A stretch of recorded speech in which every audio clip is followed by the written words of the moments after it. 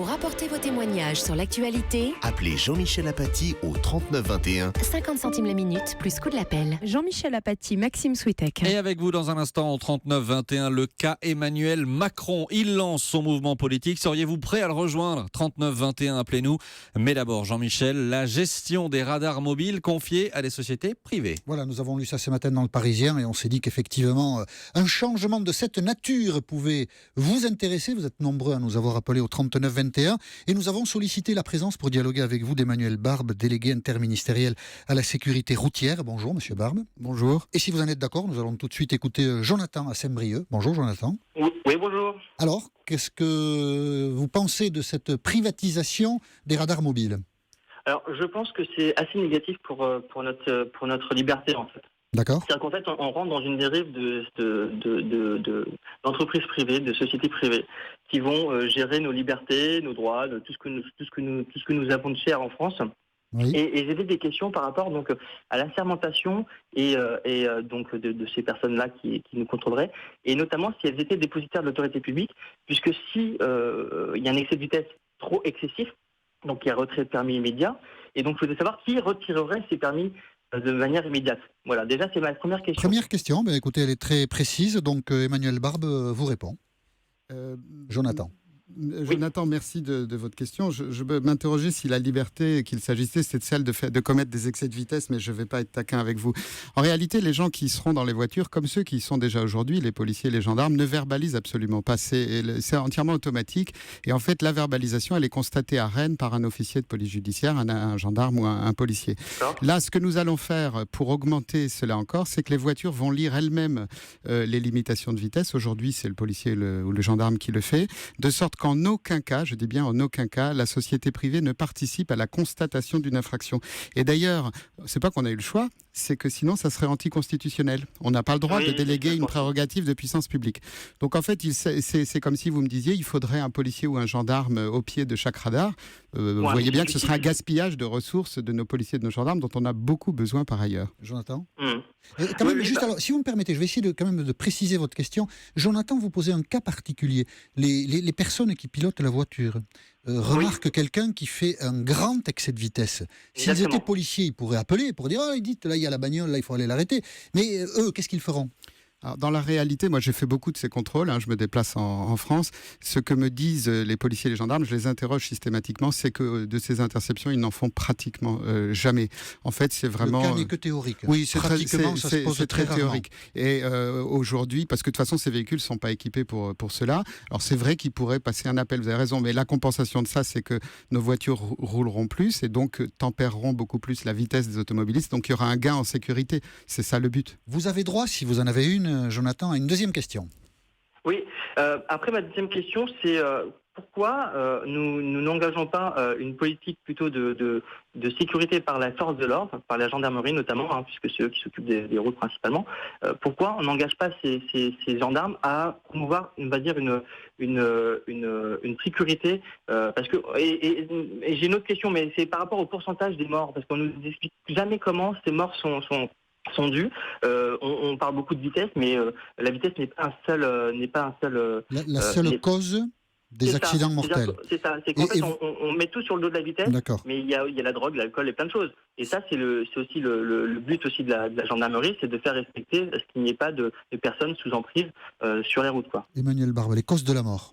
Écoutez, alors nous publions tous les ans, à 6 mois à peu près après la fin de l'année calendaire, un bilan très détaillé des morts. Il est disponible en ligne sur le site de la sécurité routière. Et c'est un document très pédagogique qui est fait pour. Donc je vous invite à le lire et peut-être même que ça aura un impact sur votre comportement si tant est que vous étiez un mauvais conducteur. Ce qui n'est pas sûr, mais vous voulez dire que les accidents mortels sont classés par cause. Oui, bien sûr. Alors simplement, les accidents mortels ou tous les accidents d'ailleurs sont souvent ont plusieurs causes. Ce qui fait que très souvent, vous pouvez avoir, si vous avez de l'alcool et en plus de la vitesse, c'est encore plus dramatique. Simplement, ce que je voulais dire, c'est que le temps des policiers et des gendarmes qui sont dans ces voitures aujourd'hui, nous allons le libérer justement pour faire ce type de contrôle et être plus présents sur les routes et faire des contrôles de sécurité routière d'une autre nature. Autrement dit, est-ce qu'il y a besoin de consommer un policier ou un gendarme formé à la procédure pénale, au tir, aux relations humaines, à tout ce que vous voulez, pour être dans une voiture qui fait tout toute seule? Ou est-ce que c'est pas mieux justement, comme vous le disiez monsieur, d'utiliser nos gendarmes soit pour faire faire d'autres types de contrôles, soit encore comme ils le font aujourd'hui, pour aller dans les écoles, former les jeunes à la prévention, parce que c'est un volet tout à fait fondamental. Aujourd'hui, on parle des contrôles radars, mais je suis sûr que M. Apathy me réinvitera pour parler des volets prévention des mesures gouvernementales. Merci en tout cas, Jonathan. Oui. Sauf que ces voitures ne font pas tout toutes seules, puisque vous employez une sécurité privée pour qu'il y ait une personne qui conduise ces voitures, donc elles ne font pas tout toutes seules.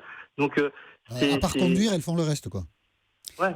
Simplement que les itinéraires qu'emprunteront ces véhicules ne seront pas choisis par les entreprises. Je tiens à dire d'ailleurs que ces entreprises sont payées juste pour faire rouler la voiture. Il n'y a aucune rétribution par rapport au nombre de contraventions, mais elles seront pilotées par un système d'information que nous allons créer. C'est pour ça que ça prend un peu de temps, justement pour être sûr que les voitures passent à tous les endroits, passent aux endroits les plus accidentogènes, où les voitures roulent les plus vite.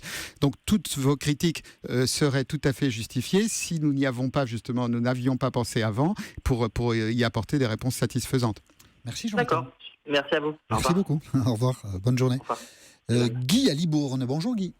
Bonjour Michel Apathy, merci de me donner la parole. Quelle question voulez-vous poser à M. Barbe? Alors, j'ai une question un peu plus déontologique que celle qu'on a entendue durant toute la matinée, mais qui était fort intéressante. J'analyse un petit peu cette affaire et avec grande surprise, j'ai appris que des sociétés privées allaient faire des missions de police qui sont irréfutables, c'est des missions de police. Alors, j'ai plusieurs questions. En une seule. Alors, je voulais savoir quelle sera la gestion humaine, professionnelle et financière. Gestion humaine, à savoir comment se fera le recrutement des gens qui conduiront les voitures, qui seront devenus, de ce fait, agents de la force publique. La formation, qui la prendra en charge, sous quel contrôle, pendant combien de temps, et ensuite le contrôle, quel sera l'encadrement de ces gens qu'on mettra sur la route pour faire des opérations de répression. Alors, si j'avais été gendarme ou si j'étais gendarme moi-même, je serais un peu humilié qu'on vienne me concurrencer. Je pense qu'il peut y avoir... Oui. Je vais finir parce qu'après, moi je ne veux pas faire le fil, monsieur Apathy. Vous êtes habitué, moi je ne suis pas habitué. Je serais un peu humilié qu'on vienne me concurrencer. Ensuite, je voudrais aussi poser une question... basé sur le recrutement, la formation, le contrôle. Ça implique une gestion financière, une mise en place de moyens que l'État de toute façon sera à un niveau ou un autre obligé de prendre en charge et qu'il faudra bien répercuter. Ce qui me fait un peu sourire ou peut-être ironiser, c'est que quand même, au bout du compte, alors c'est un peu du courteline, mais au bout du compte, on sera tous pénalisés pour excès de vitesse puisque les impôts serviront à payer cette affaire. Et puis, je vais être court parce que je ne veux pas m'engager, j'ai presque fini. Je vais être court, je voudrais présenter tous mes respects au général Soublet qui, pour une fois, est un général de gendarmerie qui n'a pas la tête que dans les étoiles. Bon, pour Guy, moi, c'est fini. Emmanuel...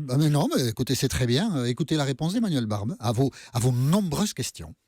Bon, je pense qu'il faudra le redire souvent. Sans doute, je n'ai pas été pédagogique, mais encore une fois, nous ne pouvons pas déléguer une mission de service public. Donc, ce n'est pas ce que nous faisons.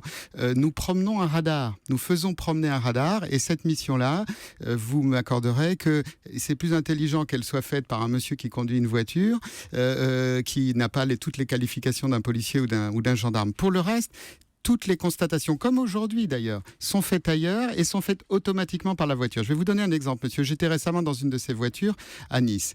Il y a une moto qui nous double à très très grande vitesse. Que dit le chauffeur gendarme à son collègue à côté? Elle l'a prise, la voiture. Elle a flashé la moto. C'est pour vous dire qu'en fait, ils n'ont pas du tout la main. Donc, ce que font les gendarmes, c'est juste de déplacer les véhicules. Donc là, ce qu'on va faire, c'est pour les remplacer, c'est juste les gendarmes nous fourniront les itinéraires qu'il faut sécuriser. Donc c'est ça le point important. Et donc moi j'ai parlé à beaucoup de policiers et de gendarmes, monsieur, et en aucun cas ils se sentent humiliés. Ils nous disent au contraire qu'ils sont contents de pouvoir faire, grâce à ce gain-là, des missions où leurs compétences sont beaucoup plus requises. Sur les moyens, je vais vous répondre très simplement.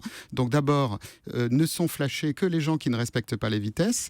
C'est l'argent de ces amendes qui alimente le budget de l'État, mais un budget spécial, c'est un compte d'affectation spéciale, il y en a quelques-uns dans l'État, qui va lui-même alimenter ce système radar. Donc en réalité, c'est les contrevenants qui payent le système. Ce n'est pas vous, monsieur, si ça peut vous rassurer, parce que je suis certain que vous respectez les limitations de vitesse. Ça doit rassurer Guy, et on le remercie d'avoir appelé le 3921. Bonjour Basile, vous êtes au Bourg d'Oisans. Oui, bonjour. Alors, je suis commercial dans les vins et les spiritueux, donc ça m'arrive de prendre la voiture assez régulièrement. Vous roulez beaucoup, d'accord. Voilà, c'est ça exactement. Je suis assez jeune, j'ai 22 ans. D'accord. Et en fait, moi, j'ai pas fait de grandes études, imaginons, de comptabilité et de gestion, mais je trouve ça un petit peu bizarre que si dans les contrats, ce n'est pas marqué que on paye cette société privée ou ces sociétés privées proportionnellement au nombre de flashs, de dire qu'indirectement, les sociétés privées ne sont pas soumises à résultat, et donc ça veut dire qu'on peut les payer alors qu'elles ne flashent pas. Donc ça veut dire, si elles flashent, on paye quand même, et si elles flashent pas, eh ben on paye quand même. Voilà, on paye tout le temps, même s'il n'y a pas de chiffre d'affaires. Même s'il n'y a pas de chiffre d'affaires, il faut bien que cette société soit Il faut rentable. qu'elle vive, bien sûr. Voilà, Emmanuel Barbe. Je vais vous dire que ce serait presque mon souhait. Je vais vous surprendre. Parce que ça voudrait dire que les gens ne commettent pas d'infraction. Actuellement, quand ces voitures sortent, elles flashent 10 voitures par heure à peu près. Si jamais elles flashaient moins, je serais très content parce qu'à la fin, on aurait gagné quoi ? On aurait gagné des vies humaines et beaucoup de souffrance. Donc, le but de l'État, c'est de réduire la violence routière. C'est certainement pas de faire de l'argent. Donc, ce que nous allons mesurer en revanche, c'est est-ce que les conducteurs de la voiture étaient précis ? Est-ce qu'ils ont accompli l'émission à l'heure qu'on leur a demandé ? Est-ce que les voitures n'ont pas été abîmées, etc. Et c'est une prestation tout à fait classique. Mais la répression ou la sanction, c'est l'État qui doit le faire. C'est certainement pas les entreprises privées. D'accord, mais alors quels sont les moyens de... Basile, oui. Quels sont les ratios ? Comment vous pouvez juger de la rentabilité de ces sociétés et surtout de l'impact que ça va avoir ?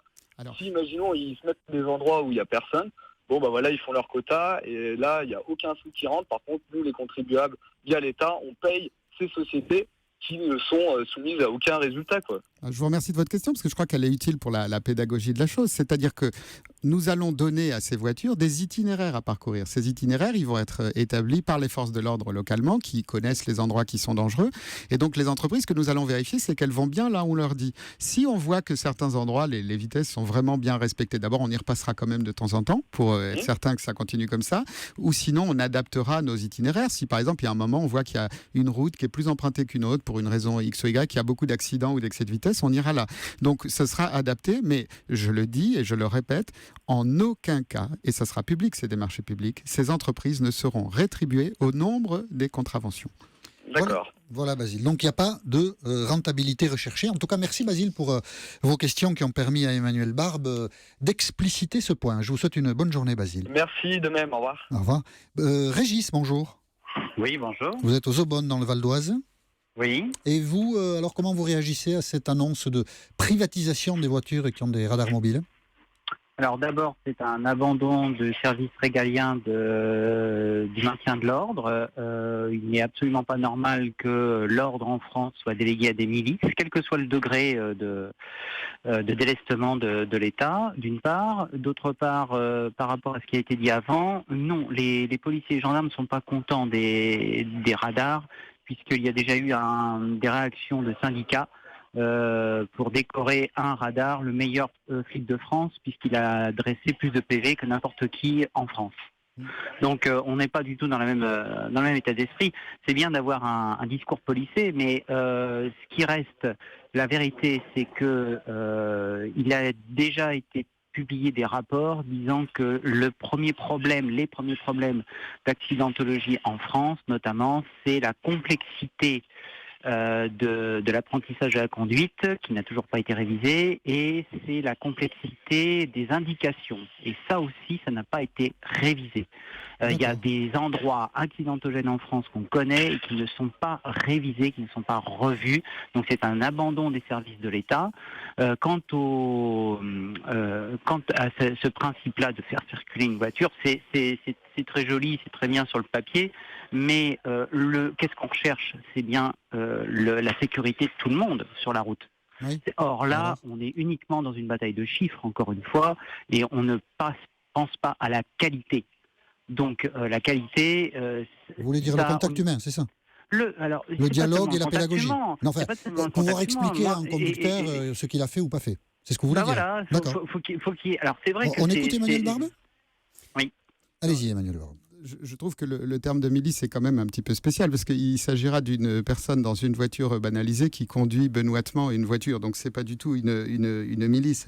Les policiers et les gendarmes, moi, je veux les remettre sur les routes. Je veux pas qu'ils soient dans une voiture à faire des tâches sous-qualifiées. Et je pense avoir la chance d'en croiser plus que vous. Et je peux vous assurer que majoritairement, ils sont tout à fait favorables à cette mesure parce que leur souhait, c'est d'être au bord des routes et de faire nos types de contrôle. Maintenant, vous devez comprendre une chose, cher monsieur, c'est que les accidents d'un pays, c'est la somme de tous les risques individuels. Et donc, on a tous les jours, 55 millions d'usagers de la route, si j'enlève les enfants qui n'ont pas le consentement, qui dépendent de leurs parents. Et il faut que tous ces gens diminuent leur vitesse parce que c'est ça qui fait le risque. Donc là, je n'aimerais pas vivre dans la société qui pourrait faire tout ce travail par des policiers, parce que ça voudrait dire une société où il y a vraiment un degré de police extraordinaire. Donc les radars, au fond, ils font un travail assez simple, qui n'a pas besoin de la police, qui constate, qui disent aux gens, voilà, il y a une vitesse, vous devez respecter, vous le faites pas. Et c'est pas très compliqué comme mission, et en fait, les policiers et les gendarmes ne voudraient en aucun cas revenir sur le système radar. Et on essaye juste de lui redonner son efficacité. Voilà, merci Régis d'avoir apporté votre contribution à ce débat sur l'antenne d'Europe 1. Merci aussi à vous, Emmanuel Barbe, d'avoir accepté notre dialogue. Vous l'avez constaté tout au long de la matinée, la diffusion de cette information suscite beaucoup de réactions, beaucoup de questions, et nous espérons avoir contribué à apporter quelques réponses. Nous poursuivons notre dialogue sur l'antenne d'Europe 1 et nous parlons après, dans quelques minutes, d'Emmanuel Macron. Et au 39-21, nous nous penchons donc sur Emmanuel Macron avec vous. Emmanuel Macron qui lance son mouvement politique En Marche. Êtes-vous prêt à le rejoindre? Vous nous avez appelé au 39-21. Bonjour Alexandre. Oui, bonjour monsieur Patis. Vous êtes en Seine-Maritime, à Bosc, Guérard, Saint-Adrien. Tout à fait. Voilà. Et donc Emmanuel Macron Je trouve que c'est plutôt une bonne nouvelle d'avoir quelqu'un comme ça qui crée son mouvement. Moi, je suis un jeune entrepreneur. Oui. Un jeune entrepreneur de droite ou de gauche ou de rien c'est là le problème, c'est que je suis ni de gauche ni de droite spécialement. Oui. Parce que j'estime que maintenant le système fait que la droite nous suit plus, la gauche non plus. Et justement, pour nous, Macron peut représenter la nouvelle génération d'entrepreneurs en France. Il vous inspire confiance? Il nous inspire confiance, oui. Et puis, on a l'impression d'être un peu plus écoutés, ce qui n'est pas le cas, pour être franc avec vous, que ce soit de droite ou de gauche. On n'a pas du tout l'impression d'être écouté. En tant que chef d'entreprise ou en tant que citoyen? Oui, tout à fait. En tant que chef d'entreprise, d'accord. Être jeune chef d'entreprise ça vous paraît compliqué? En France actuellement, c'est très très compliqué. Et vous allez essayer de rejoindre son mouvement, de travailler avec d'autres gens, de vous rapprocher de ceux qui se définissent comme des supporters d'Emmanuel Macron? Oui, pourquoi pas. Mais vous savez, déjà, moi, je fais partie de groupes de chefs d'entreprise, de jeunes chefs d'entreprise. Oui. Et tous ont le même discours, c'est que Macron intéresse les jeunes chefs d'entreprise actuellement. Tout le monde en a marre de ce qui se passe à droite et à gauche. Et vous espérez qu'il soit candidat en 2017? J'aimerais bien, oui, franchement. Parce qu'il dit, si je ne suis pas candidat, il dit je soutiens François Hollande. Alors, s'il n'est pas candidat, mais s'il soutient François Hollande, et si vous avez confiance en Emmanuel Macron, vous voterez François Hollande. C'est une bonne question. Je vois Maxime qui fronce le sourcil. J'essaie de comprendre la logique. C'est une bonne question, mais... Je réexplique la logique ou vous l'avez comprise? Oui, je l'ai comprise. Macron dit je soutiens Hollande. Donc, donc vous n'irez pas jusqu'à voter Hollande. Non, parce que j'ai déjà voté pour lui et je peux... Mais c'est compliqué la politique, parce que vous lui faites confiance. Oui, tout à fait. Oui, lui, il soutient François Hollande, mais là... Tout à fait. Et moi, ce qui m'intéresse, c'est justement son positionnement où... on peut. Il a une économie qui va plus à droite et puis le social qui est plus à gauche. Et voilà, c'est ce que je trouve moi intéressant et qui dans mon entourage aussi intéresse beaucoup de monde, quoi. Maxime, sur les réseaux sociaux, quelque chose? Oui, plusieurs messages. D'abord un message un peu costaud de soutien à Emmanuel Macron. C'est Paul Martin qui nous dit Emmanuel Macron a raison, le clivage droite-gauche a vécu. Le pays est dans la merde, un gouvernement d'union nationale, vite, c'est ce que réclame Paul Martin. On n'a pas le droit de dire des mots comme ça. Non, mais je ne l'ai pas dit. Message plus dubitatif de Guillemot qui nous dit non, Emmanuel Macron n'est pas encore assez consistant C'est d'accord. l'adjectif employé. Et puis un dernier message, parce qu'il y a eu plusieurs questions là-dessus. Par exemple, Renaud Kahn qui nous dit quel était le rôle de Macron dans les montages financiers des Panama Papers quand il bossait pour Rothschild. En réalité, ça n'est pas la même banque Rothschild. Ça n'est pas celle pour laquelle Emmanuel Macron travaillait il y a quelques années avant de rejoindre le Vous gouvernement. en savez des choses, Maxime. Eh oui. Voilà, comme ça vous aviez à la fois la question et la réponse. Merci beaucoup, Alexandre. Bah de rien. Et justement, si je peux rajouter Oui, bien sûr. le fait qu'il ait travaillé avant. Alors bon, on À la peut banque parler Rothschild. Ouais. Ouais, bon, bah voilà, c'est sûr que Rothschild, voilà. Mais le fait qu'il ait travaillé avant, Et qu'il ait voilà. travaillé avant. Nous, ça nous rassure un peu Qu'il plus. ait travaillé que- dans le privé, vous voulez dire. Voilà, dans le Ouais. privé, dans le privé, nous rassure un peu plus que Que s'il n'avait pas travaillé avant. de personnes qui sont à la tête du gouvernement et qui n'ont jamais mis le pied dans une entreprise, quoi. D'accord, merci beaucoup, Alexandre. Merci, bonne journée à vous. Et je vous souhaite une très bonne journée. Bonjour, Tariq. Oui, bonjour Jean-Michel, Vous bonjour êtes- Maxime, bonjour Anissa. Damartin en Goël. Tout à fait. Et alors, Exactement. Macron, vous aimez bien, vous aussi? Écoutez, moi je m'intéresse à la politique en général, et notamment française en particulier depuis quelques temps. Oui. Et bon, moi de mon point de vue, il manque d'assises politiques, Emmanuel Macron. ça, Mais il c'est en clair. cherche, justement. Justement, voilà, je suis d'accord avec vous, le fait qu'il soit jeune, qu'il incarne une certaine fraîcheur et un certain renouvellement, peut l'aider justement pour commencer à avoir une assise politique, mais Oui. ça prendra du temps. Mais est-ce que vous Donc avez déjà envie de l'aider, 2017, vous? Ou est-ce que vous n'avez pas envie de non, l'aider? moi personnellement, c'est pas moi, ça va pas dépendre de moi si son assise politique va être plus consistante ou pas. Moi, je suis un simple auditeur qui appelle pour donner mon avis. Maintenant, moi, de mon point de vue, clairement, pour 2017, faut même pas y penser, il n'y aura aucune assise politique d'ici 2017. Par contre, peut-être par ricochet, c'est peut-être un ballon d'essai par rapport à Hollande, s'il se rapproche d'Hollande un peu plus Mais dans les Tariq, mois qui viennent, pour j'entends, permettre Tariq, à Hollande... J'entends, Oui, je vous Tariq, prie. votre analyse, mais là, pour le coup, ce qui m'intéresserait, c'est votre regard à vous. Est-ce que vous avez envie de soutenir Emmanuel Macron? Est-ce que vous n'avez Non, pas du tout. envie de soutenir Emmanuel Macron? C'est vous, comment Non, du vous vous tout. positionnez, vous? Non, personnellement, je peux pas me positionner parce qu'il y a encore trop de questions. Il y a plus de questions que de réponses de mon point de vue. D'accord. Donc je ne sais pas quels sont ces réseaux, Ouais. quels sont ces relais politiques. Mais son programme, Notamment, vous avez l'impression voilà. de savoir ce qu'il veut faire ou pas encore? Bah, justement, j'en sais rien. Justement, D'accord. à part, comment dirais-je, des idées politiques qu'il a pu mettre en application avec la loi Macron Mhm. plus récemment. Donc, d'accord, ça, on a une idée un peu. Il a une vision un peu plus libérale. Et de cette l'économie, vision libérale, elle vous convient ou elle ne vous convient pas? Personnellement, moi, je suis ouvert à toutes les propositions à partir du moment où elles peuvent faire progresser la société à tout point de vue, et notamment lutter contre le chômage, ça c'est clair. Oui. Maintenant, moi, de mon point de vue, c'est aussi au niveau des idées dans le long terme. Je dirais de ce qu'il dit, son mouvement, c'est plus ni gauche ni droite. Oui. Bon, ok, mais ça va dépendre du programme qu'il aura, qui va déterminer s'il est plus de gauche ou de droite. Donc vous Maintenant, il ne êtes faut pas oublier qu'il a plus un tropisme de gauche, ça c'est sûr et certain. Et moi, je dirais qu'il est... Bon, il est rocardien, ça c'est clair, d'après les analyses qu'il a pu avoir et les analyses les points médicales. de vue Oui. qu'il a donné. Et moi, je dirais qu'il est aussi, il y a un côté un peu giscardien, D'accord. libéral. Donc maintenant, c'est un ancien inspecteur des finances également, faut pas l'oublier. D'accord. Bon, maintenant, je respecte Donc on son attend, il faut expérience dans attendre. le privé. Bien sûr, il faut attendre un peu qu'il en dise davantage sur lui. C'est un peu ce que vous pensez. Bah, Et qu'il avance du les bois. propositions. Voilà. Qui sort du bois, Il a du bois, commencé. qui s'affirme politiquement, qui D'accord. dit concrètement ce qu'il pense sur le chômage, sur le logement, sur des Voilà. questions de société, sur Et- l'Europe. Quel est son point de vue sur l'Europe? Vous avez concrètement, raison, sur la Tariq. sécurité À partir de maintenant, évidemment, on va l'écouter différemment et donc l'écouter d'autant plus attentivement qu'il a fait ce premier pas de lancer son mouvement. Merci, Tariq, d'avoir participé à notre dialogue sur l'antenne d'Europe 1 concernant Emmanuel Macron.